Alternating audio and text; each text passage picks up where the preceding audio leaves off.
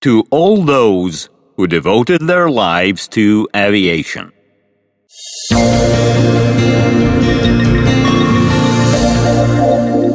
The Wings of Russia studio presents.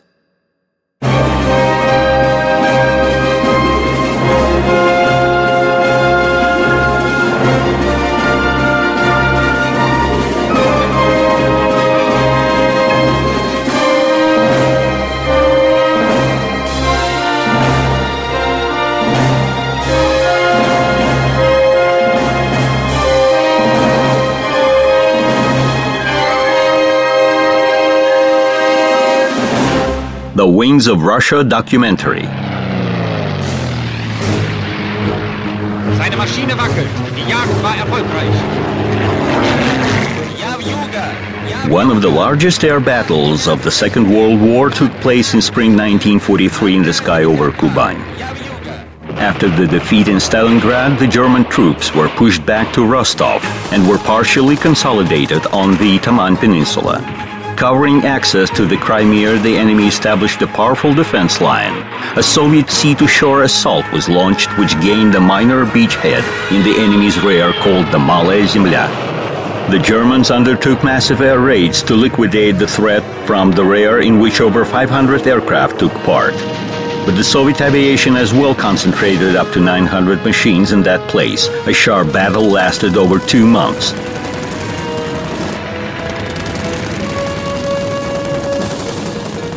It was there that the breakthrough in the struggle for the air superiority commenced. The main role in the battle for Kuban was played by the Soviet fighters of the new generation.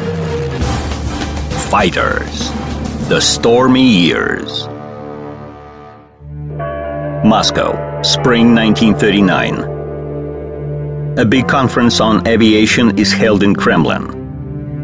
The war in Spain has just ended, where the Soviet fighters fought against a new counterparty, the German Bf-109 fighter designed by Willy Messerschmitt.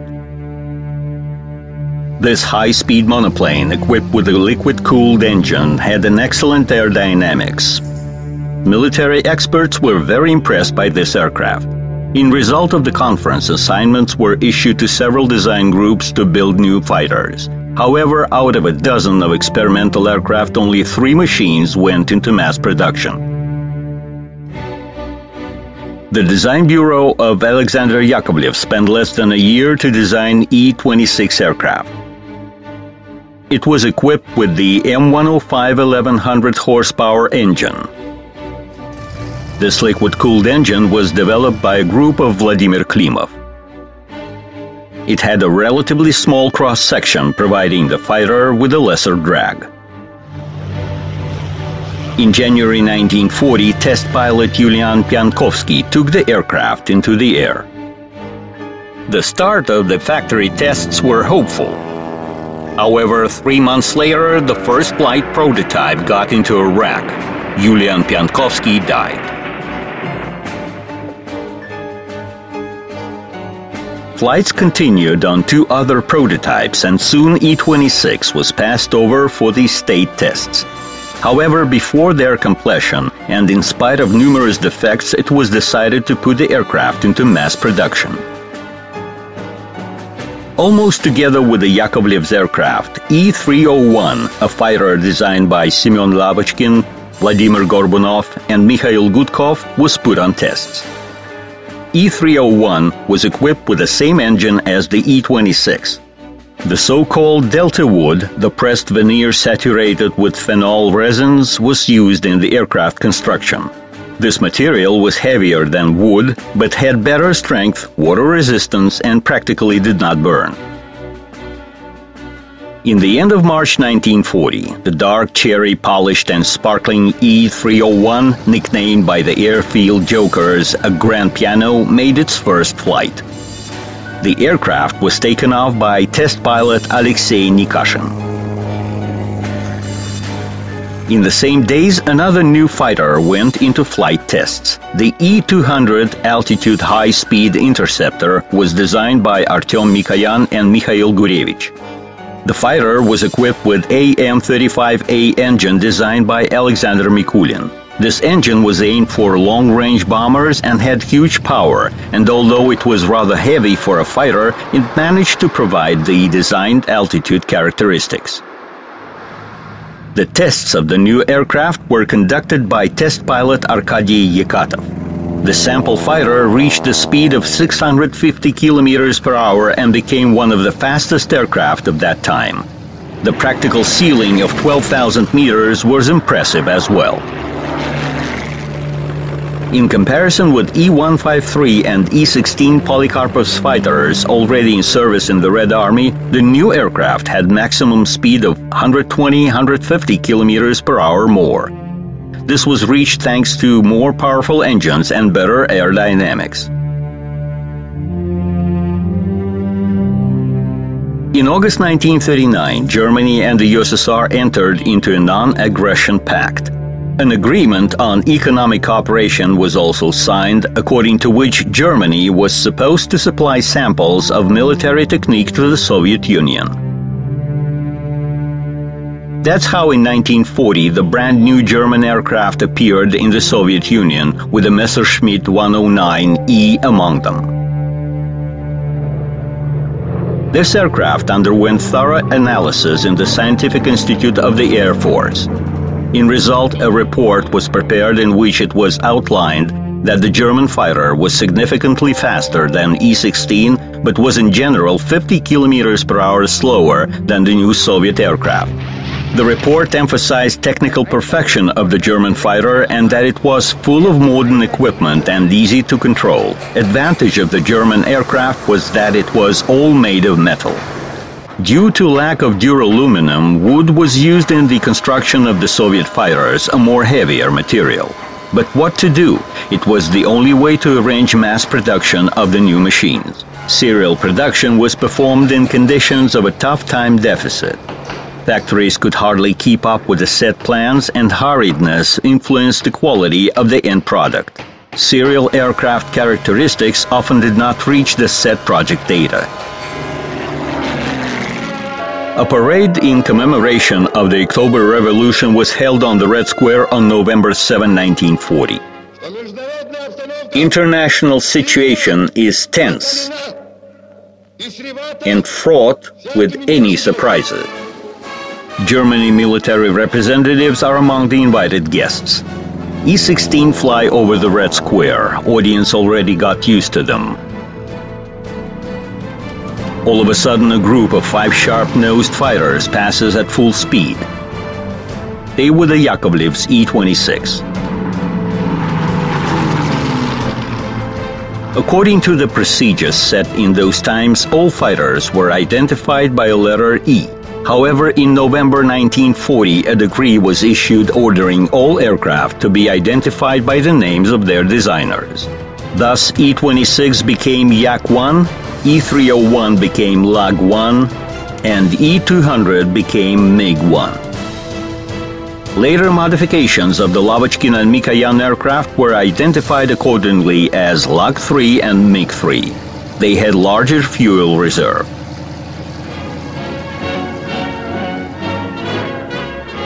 Each of the aircraft took its own niche in the sky. The light Yaks were more suitable for battles at low and middle altitude. The heavy Lags, with their powerful weapons, were better at destroying bombers and ground targets, while the MiGs were meant to fight at high altitude. With the uncertainty of the nature of the future war, such mutual support of the aircraft combat features meant a lot. It allowed to escape possible mistakes and to obtain a deeper use of the fighter aviation. Now only time was needed to complete the rearmament process.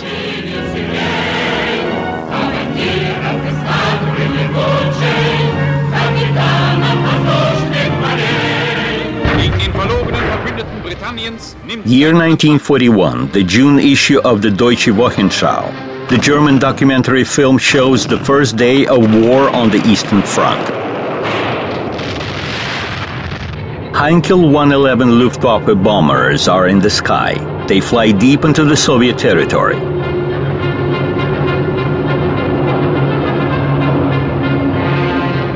In those tragic days, the Soviet aviation suffered enormous losses. A lot of aircraft did not manage to even take off. In the very first day of the war, the Soviet Air Force lost around 1,200 combat aircraft. In the western military districts, the better part of fuel depots and arms storages were destroyed and troops management was disintegrated. The surviving fighters were undertaking sporadic attempts to cover their striking aircraft and intercept the enemy bombers. They had to carry out tasks not typical for the fighters attacking German ground troops, which masses were in the offense along each and every road. Deutsche Jäger im Angriff.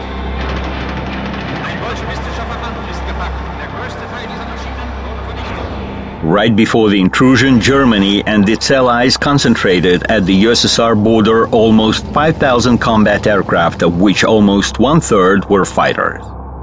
The Soviet Air Force had a significant numerical superiority. In 5 border military districts, there were almost 11,000 aircraft, of which around 5,000 were fighters. However, the majority of them were outdated.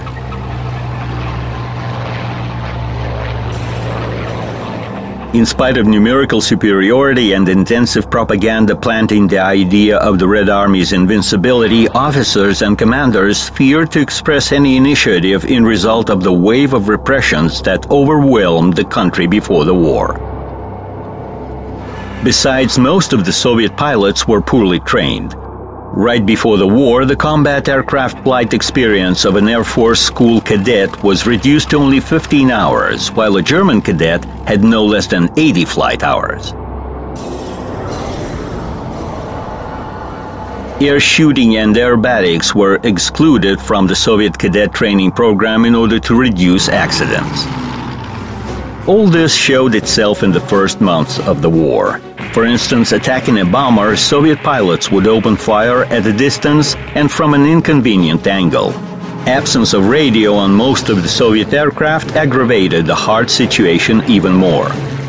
Luftwaffe completely dominated in the air. In some cases, the most experienced Russian pilots achieved success on the outdated E-16s. But in most of the cases, fighters were passive, deviating from direct confrontations with the enemy. E-16, with its weak armament and insufficient power-to-weight ratio, could hardly compete with Messerschmitt. Therefore, pilots had to conduct air battles at high speed using the E-16 better horizontal maneuverability.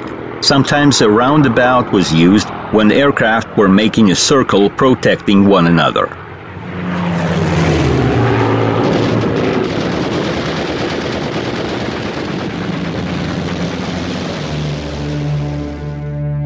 The Soviet aviation badly needed the fighters capable of countering the German Messerschmitt. However, production in the west of the country was urgently dismantled. The enemy was advancing at all fronts. The aircraft factories' grand evacuation to the Urals and Siberia started. Fighters' production in new places developed in extremely hard conditions. Their production surpassed the pre-war level only by spring 1942. Problems with the product's quality remained since mainly women and teenagers having no sufficient qualification worked at the factories. They worked and learned to work. Production rate increased every day and soon replenishment of the Air Force became tangible. Motherland. We solemnly swear to use all our strength, our blood, and our lives in fighting the enemy.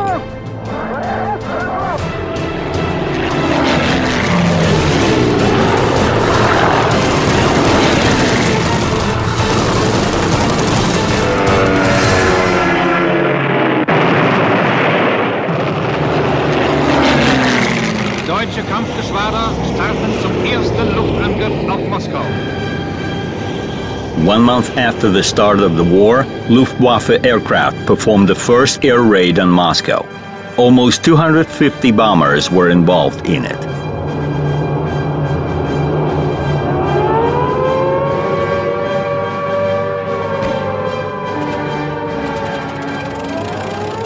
However, the Moscow air defense was so powerful and well organized that the November German raids were practically stopped. The new Soviet fighters played an important role in this confrontation.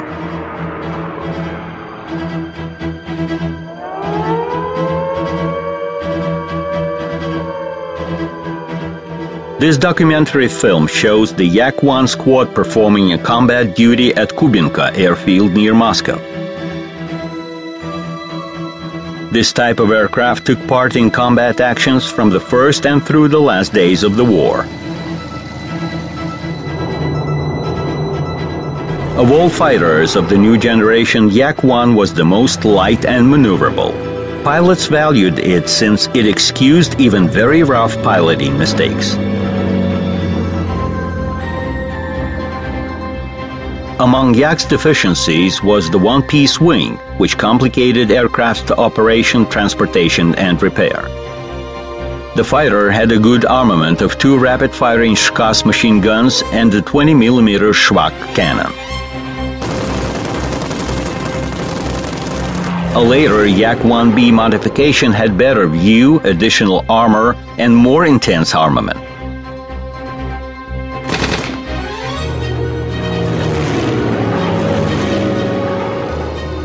The first series of this aircraft were equipped with 5 machine guns. The central was soon replaced with a cannon.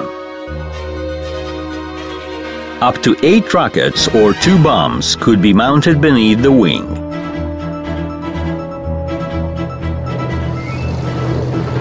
This fighter was most successfully used against bombers and at delivering ground attacks.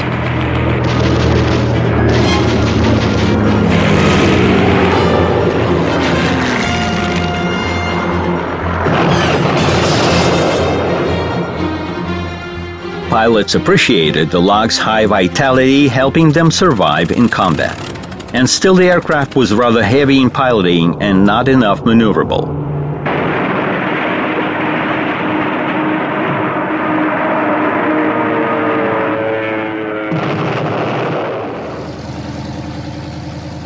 The MiG-3 advantage was that it could stay long in the air. It became important with the organization of the Moscow air defense.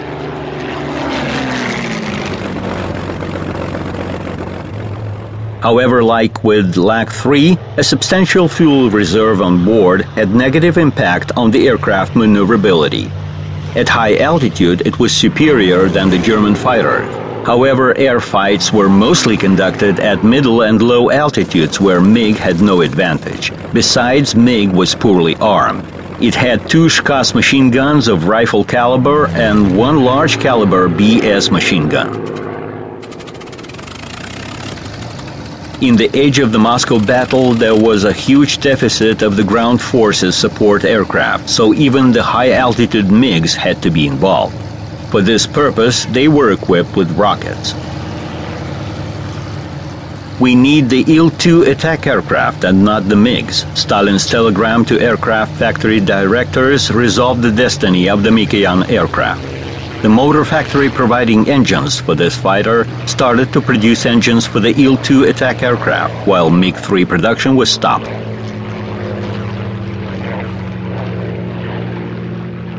However, MiG-3 continued to stay in service until 1944 and left a noticeable track in the history of the Great Patriotic War.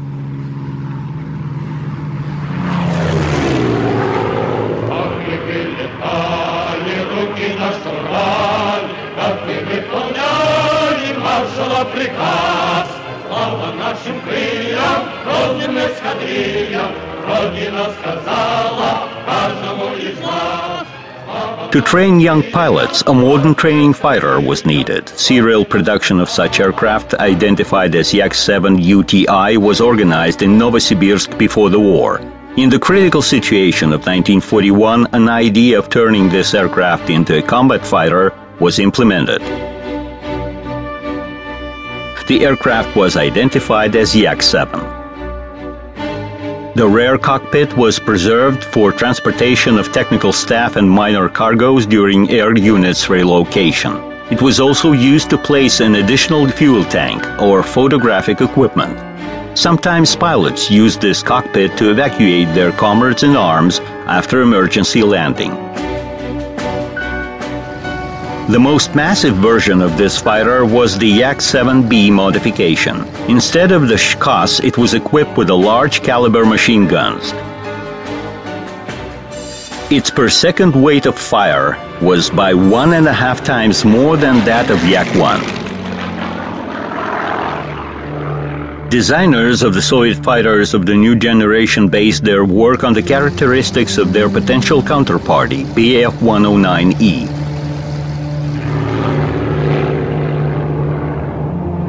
However, in reality, they had to confront a more developed version of Messerschmitt Bf-109F, or Frederick as it was called. In comparison with Emil, the E modification, Frederick had a more powerful engine and much better aerodynamic.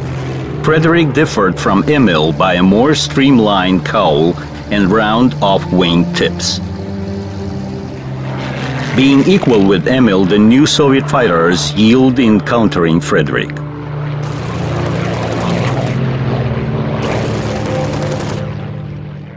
The tactics of protecting Moscow from the Luftwaffe bombers required the use of fighters which could barrage in the air for a long time. That's how the heavy two-engine PE-3 fighter designed by Vladimir Petlikov appeared. It was made on the basis of the PE-2 diving bomber in August 1941, just within 4 days. It should be pointed out that development of the two-engine fighters started before the war.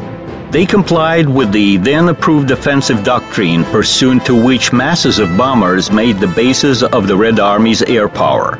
A long-range escort fighter was required for their protection, so the two-engine aircraft was most suitable for that purpose.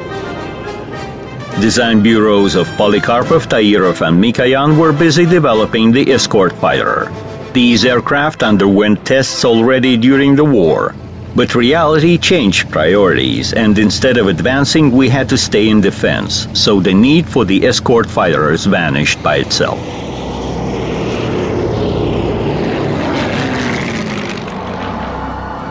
The front line suspended for the winter period in the beginning of 1942 again started to move to the east. The Germans occupied Sebastopol and the Crimea, and by September the Wehrmacht troops reached the Volga, threatening to take over the entire Caucasus. At those difficult times, the aviation design bureaus kept working hard to upgrade combat aircraft. Designers had a precise order: no radical changes should be made which could have negative impact on the rate of serial production. One story is worth remembering in this connection. Before the war, speed was considered to be the main fighter's characteristic feature, and the liquid-cooled engine was thought to be able to provide it. However, with the start of combat actions, such engines proved to be vulnerable.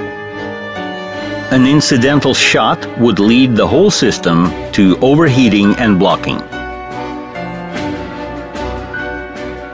Its alternative was an air-cooled engine. Arkady Shvetsov, designer of the M82 engine, put a stake on it. Its radial double-row cylinders with the same cross-section provided significantly more power. Shvetsov offered this engine to different aircraft designers, but reluctant to take risks, they refused. But one day Shvetsov met Lavochkin in one of the ministerial offices. The latter had a problem. Production of his Lag-3 fighter, being insufficient in combat conditions, was about to be stopped. In order to defend his creature, Lavochkin disobeyed the ban and made a radical effort. He substituted the liquid-cooled engine by the Shvetsov's M82. Interesting enough, this initiative was performed within an extremely short term. Equipped with a new engine, this aircraft passed the state tests within just 5 flight days.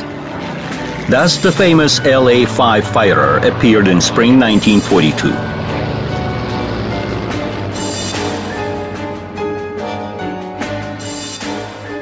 Thanks to the new engine, the power-to-weight ratio of the fighter was significantly increased. In order to improve maneuverability, the wing was equipped with automatic slaps. LA-5 combined high horizontal speed, good rate of climb, and vertical maneuverability, which differed it significantly from Lag 3. The aircraft was equipped with 2 Schwach cannons. The air-cooled engine turned into a kind of a pilot's protection from shots within the forward view. Using this feature, the pilots bravely performed front attacks, dictating the enemy the combat tactics of their own.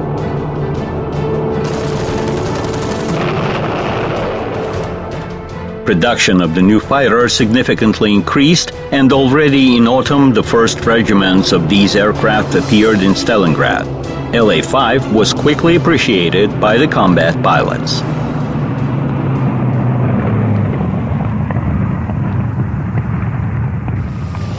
At the same time, a fighter with the air-cooled engine appeared in the Luftwaffe as well. It was Focke-Wulf 190. The Soviet pilots called it the Fokker, although it had no relation to Antony Fokker's company producing fighters in the First World War. The aircraft was created by a German designer, Kurt Tank. The A4 modification of this aircraft was captured as a trophy in January 1943 and was thoroughly examined by the Air Force Research Institute. This training film was made in order to acquaint combat pilots with the new enemy. Focke-Wulf 190 is the first German fighter with the air-cooled engine. The Germans think it's a phenomenal aircraft. This aircraft had a perfect armory and a powerful armament, including 4 20mm cannons. It was a menacing combat aircraft and a serious counterparty to the Soviet fighters. It had advantage in the power unit control as well. A combined automatic control panel reduced the amount of levers. The pilot needs only a throttle control lever. It was more complicated to control the Soviet fighter. First set the required speed with the throttle, then use control lever to conform propeller with a set speed, and if the speed changes due to propeller weighting, then adjust it once again with the throttle. Both Yakovlev and Lavochkin were totally engaged in serial production. However, other designers whose aircraft were not put into production and who had enough time to create new fighters continued their work as well. Nikolai Polikarpov, for instance, was busy upgrading his E-185 fighter. The aircraft made its first flight before the war on January 11, 1941. In spring, it was equipped with the most powerful Soviet air-cooled engine designed by Shvetsov. It had 2,000 horsepower. These are the only snapshots where you can briefly see this perspective aircraft. To the right from Polikarpov is Pyotr Stefanovsky, the test pilot who conducted the state tests of the fighter in the end of 1942 in Novosibirsk. The aircraft showed excellent characteristics and was way much faster than any other fighter of that time. However, M71 engine was not put into production. Then Polikarpov designed E-185 version with the M82 engine. This aircraft underwent tests almost together with the LA-5 and showed characteristics close to the latter. But the Lavochkin's aircraft had an advantage. It was a technological successor of the serial Lag 3. This allowed to switch production to LA-5 almost with no time loss, while the works on E-185 were stopped. Mikoyan's prototypes had the same destiny. After the termination of the MiG-3 production, Mikoyan designed and built several fighters. They had perfect aerodynamics and powerful engines. Their flight characteristics were outstanding for their times. For instance, E-224 reached a ceiling of 14,000 meters, while E-225 reached a speed of 720 kilometers per hour. However, war was on its way. There was simply no time and resources for mastering new types of aircraft. In such circumstances, anyone would prefer a less perfect but ready for combat aircraft rather than a better but prospective fighter.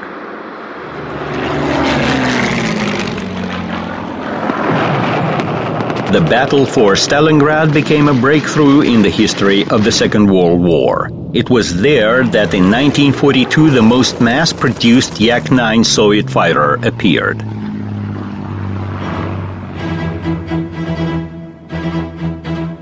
The aircraft was based upon Yak-7B. By that time, it became possible to change some of the wooden parts for the metal ones, which significantly reduced the construction weight. Combat pilots highly appreciated the new aircraft. It proved to be highly maneuverable, light, and comfortable in control.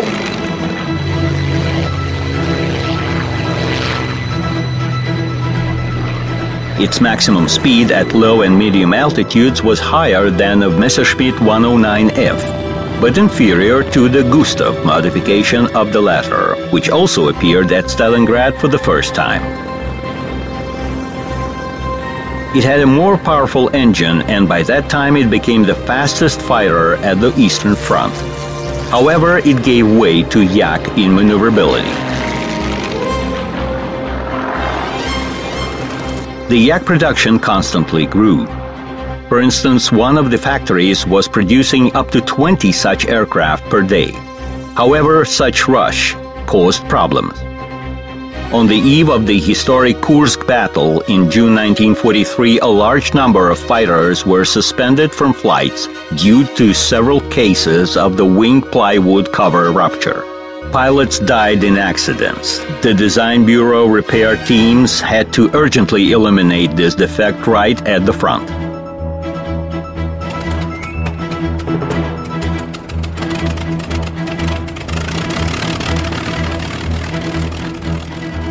A turning point in the war started in spring 1943.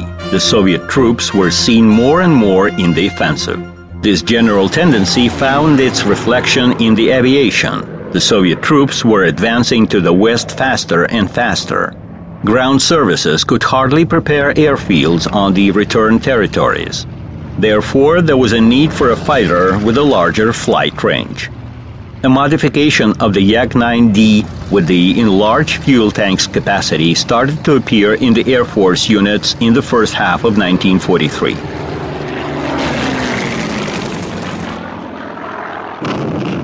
Works continued on enhancing the fighter's firepower. A 37mm cannon was installed on Yak-9T. Here you can see its barrel installed in the propeller hollow rotor head. From a distance of half a mile, its projectiles were piercing 30mm tank armor. The letter T in the fighter's identification meant anti-tank. Combat introduction of Yak-9T produced a deep impression on the enemy and influenced certain air combat tactics. So far meeting Yaks, the German Focke-Wulfs were eager to perform frontal attacks. But when they realized how destructive the Yak-9T fire was, the Germans started to escape attacking any Yakovlev's aircraft, since in the air it was difficult to tell one modification from another.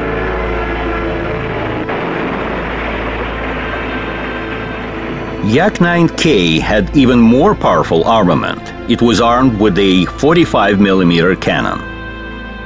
Combat experience showed that one hit was quite enough to destroy any enemy's aircraft.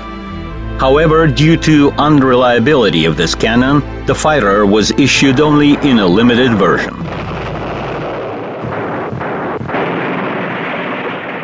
Another modification was the Yak-9B fighter bomber. It could carry up to 400 kilos of bombs, just like the Il-2 attack aircraft. The bombs were placed inside the fuselage right after the pilot's cockpit, which changed neither the aerodynamics nor the speed characteristics of the aircraft. Absence of an adequate bomb sight reduced the bombing efficiency. Therefore, only one air division was equipped with such aircraft.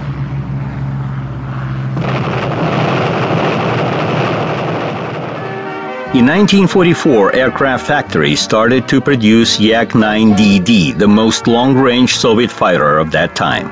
Its fuel tanks contained so much fuel that the fighter's range increased up to 1,800 kilometers, which was twice as much as of the common Yak-9. Among the pilots, this modification was called the flying tank. In June 1944, the Soviet Yak-9 fighters were covering the Poltava aerodrome, where the Allied bombers made landing in their shuttle raids on the enemy's facilities.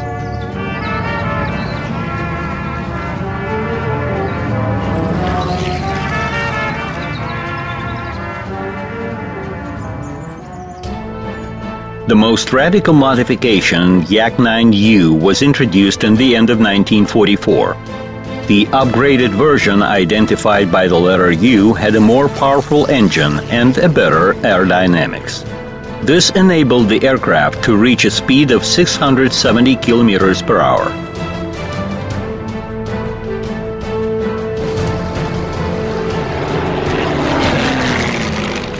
Yak-9 became the most mass-produced Soviet fighter.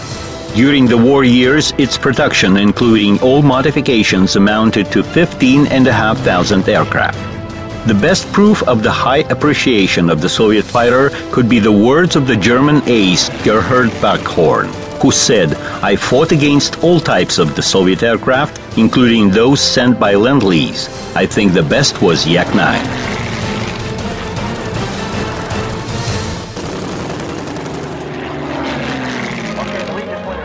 The German pilot mentioned the Lend-Lease aircraft.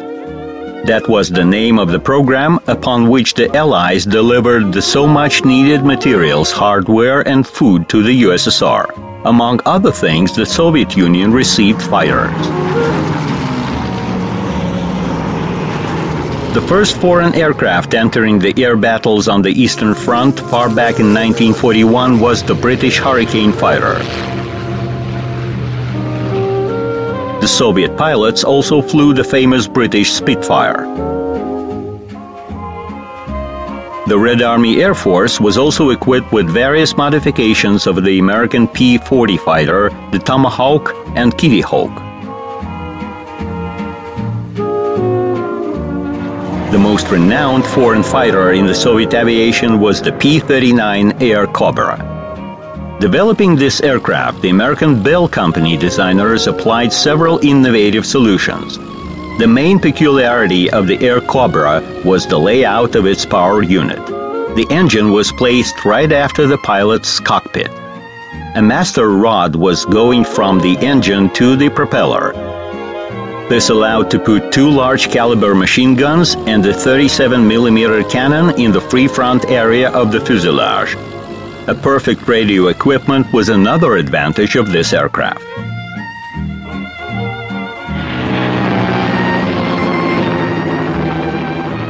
However, Airacobra was easy spinning but was hard to get out of the spin. Relevant recommendations to the combat pilots were provided after thorough tests at the Air Force Scientific Institute. Finally, Airacobra became a real combat aircraft. The Soviet pilots liked it. It was easy to control and quite accessible for the pilots of medium qualification. The soon-to-be three-times hero of the Soviet Union, Alexander Pokryshkin, also flew Airacobra. He was author of the famous air battle formula, altitude, speed, maneuver, fire. Airacobra capabilities, its power-to-weight ratio and firing power helped developing new vertical combat tactics.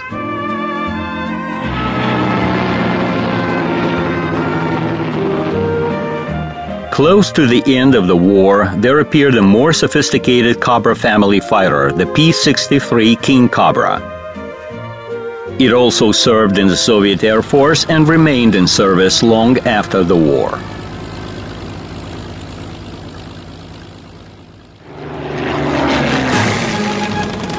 In spring 1943, one of the decisive fights for the air superiority was the air battle in the sky of Kuban.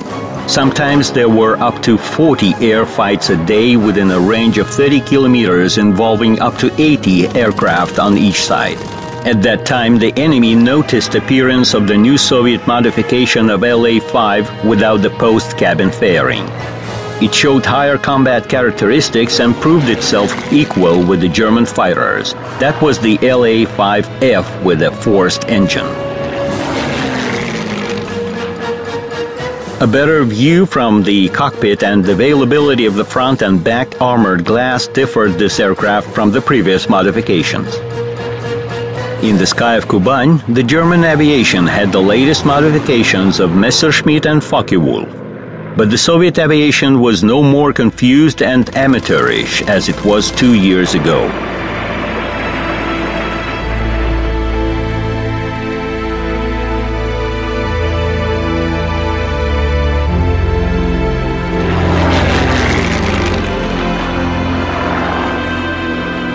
Two equal counterparties faced each other in the sky. In combat actions, the pilots operated their aircraft at full throttle, and there were huge stress loads upon themselves. In order to assess the pilot's ability to control air situations, several experiments were conducted on a specially prepared LA-5 fighter of the Flight Research Institute. These snapshots were made during one of those flights. In the cabin is Sergei Anokhin. Behind him, we can see accelerometers showing G-forces. 9G is almost the endpoint for the abilities of both the man and the aircraft.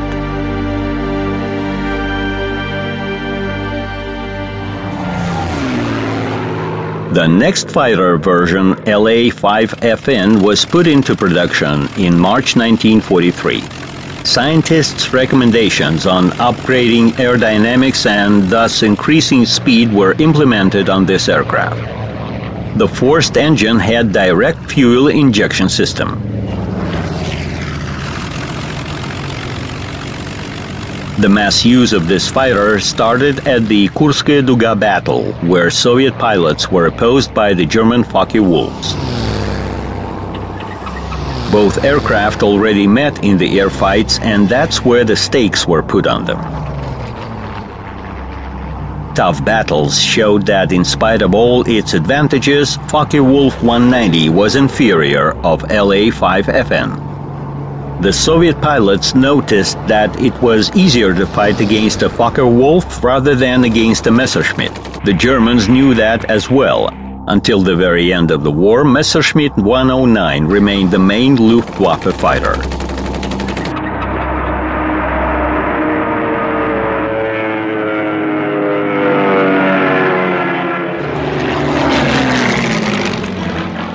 Yak-3 became one of the most renowned aircraft of the Second World War. It joined the combat actions in the middle of 1944. This aircraft combined all the best of its predecessors and became the top of the Yakovlev's piston engine fighter's evolution. Works on the new aircraft started in 1942. Yak-1 was taken for the bases. Aerodynamics was significantly improved, and when the more powerful M105 engine modification appeared, the military urged production of Yak-3.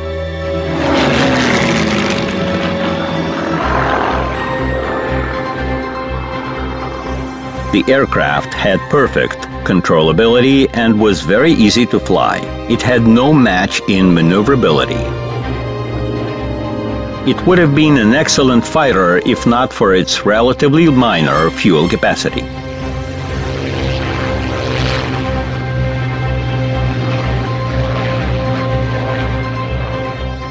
The experimental Yak-3 with the powerful VK-108 engine became the fastest Soviet piston engine aircraft.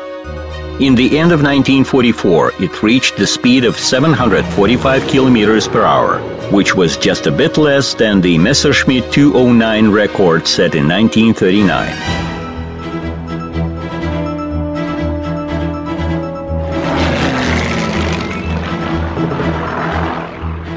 The French pilots of Normandy and Emmen flew Yak-3 in the last 10 months of the war. After the war, the Soviet government donated the fancied aircraft to the French pilots and they flew them back home. 40 fighters served in the French Air Force without a single accident until 1956. This Yak-3 is placed in the Paris Museum of Aviation as a symbol of the Soviet-French unity in fight against fascism. Together with the Yak-3 development, Air Force units started to receive LA-7, the most advanced Lavochkin fighter of the wartime. It represented a further development of the LA-5FN aircraft. Its perfection went in a traditional way: weight reduction, aerodynamics improvement, firepower enhancement.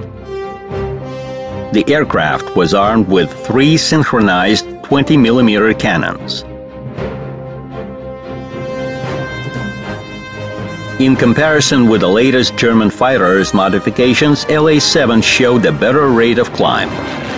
No matter at what altitude LA-7 would be flying, it was always ready to take position above the enemy.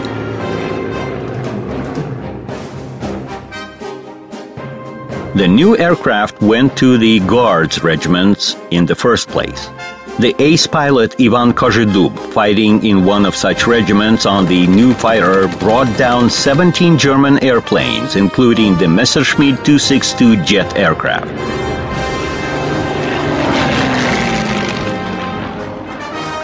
By the end of war, the aviation of the Soviet Army had suppressing air superiority. The Soviet pilots practiced the so-called free hunting, the tactics used by the Germans in the beginning of war, which predetermined results of the Luftwaffe aces.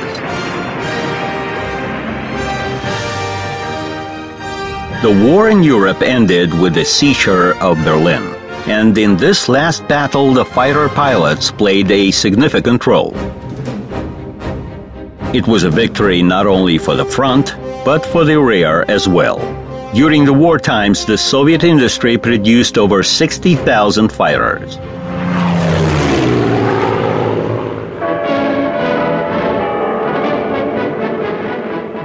On June 24, 1945, the long-awaited victory parade took place. That day, the hero pilots split. Some of them were waiting in the cabins of their aircraft for a takeoff order, but the order did not come. Due to bad weather, the air parade was not performed. The others, paying no attention to the rain, marched through the pavement of the Red Square. The country admired its hero.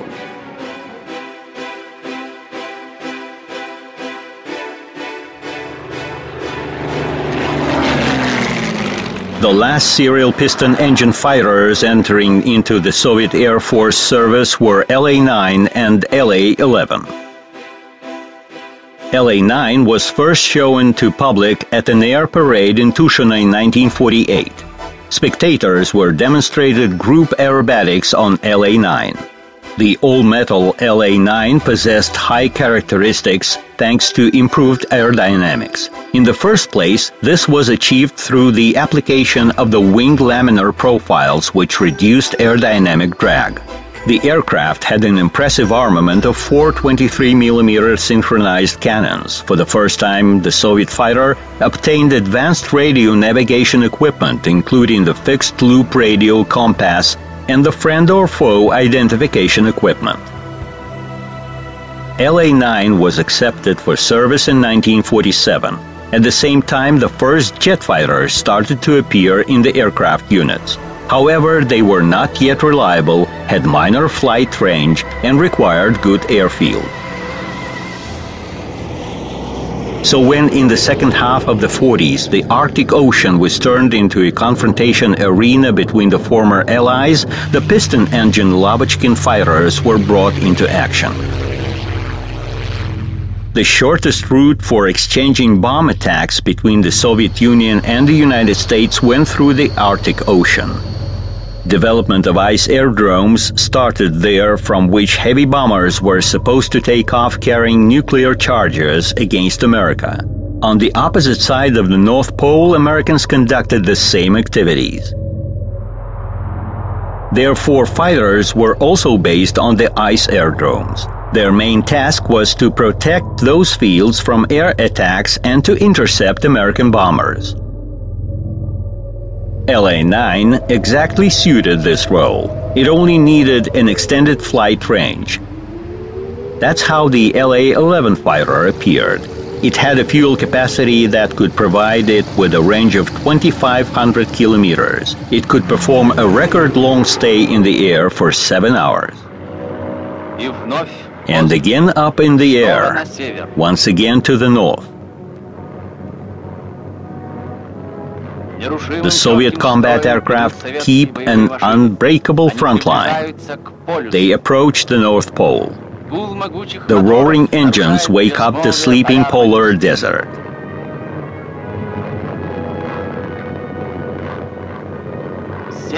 The North Pole is reached. The brave Soviet Falcons performed slapping aerobatics, saluting its powerful motherland and its great leader, Stalin. On May 8, 1948, for the first time in history, the Soviet fighters landed in the vicinity of the North Pole.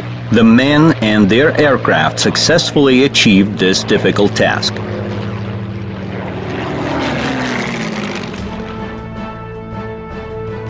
In the years of war, the piston engine fighters reached the top of their perfection. The maximum speed of serial aircraft increased by an average of 100 kilometers per hour. But progress demanded to fly even faster.